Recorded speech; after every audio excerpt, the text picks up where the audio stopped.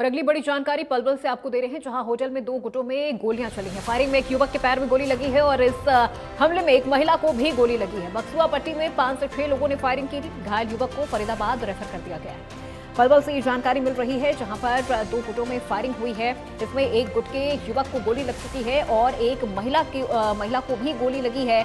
बक्सुआ पट्टी में 5 से 6 लोगों ने फायरिंग की थी। युवक के पैर में गोली लगी है। घायल युवक को फरीदाबाद रेफर कर दिया गया है।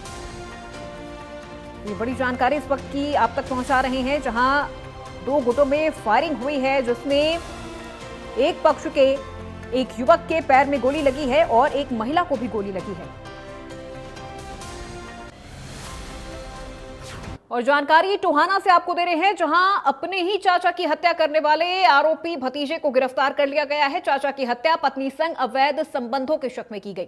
टोहाना में भतीजे ने अपने 50 साल के चाचा की गर्दन काटकर हत्या कर दी। 35 साल के आरोपी भतीजे ने अपनी पत्नी के साथ चाचा के अवैध संबंधों के शक के चलते वारदात को अंजाम दिया है। वारदात को अंजाम देकर आरोपी मौके से फरार हो गया। वहीं सूचना मिलते ही पुलिस तुरंत मौके पर पहुंची। पुलिस ने वारदात स्थल पर सभी आवश्यक कार्रवाई करने के बाद शव को पोस्टमार्टम के लिए सिविल अस्पताल भिजवाया, जहां उसका पंचनामा करवाकर शवगृह में रखवाया गया है। इसके साथ ही पुलिस ने शहर में नाकाबंदी की है। नाकाबंदी के दौरान करीब 1 घंटे बाद आरोपी को पुलिस ने गिरफ्तार कर लिया। पूछताछ में आरोपी ने अवैध संबंधों का शक होने की बात कही। साथ ही बताया कि उसने किस तरह से प्लानिंग रचकर अपने चाचा की हत्या की। जो टाउन पार्क को जो रास्ता आता है, कच्चा रास्ता, उस पर एक व्यक्ति छबील लाराम जो वासी राजनगर है, उसकी हत्या कर दी गई थी उसी के भतीजे के द्वारा।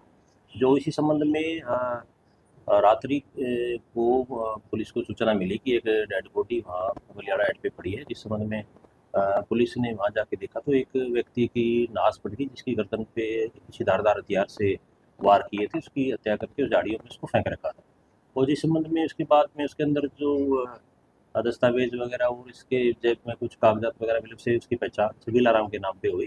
जिससे इसे पता करने के बाद में उसके वारिसान को बुलाया गया और जो उसके पुत्र आकाश इस बयान पे ये पर्चा मर्डर का दर्ज किया गया, जिसमें उसने बताया कि मेरे चचेरे भाई जो गगन है, उनका और मेरे पिताजी के साथ अक्सर शराब पी के झगड़ा होता रहता था और उस मेरे चचेरे भाई को मेरे पिता पे उसकी पत्नी पे गलत नीयत रखने का शक था।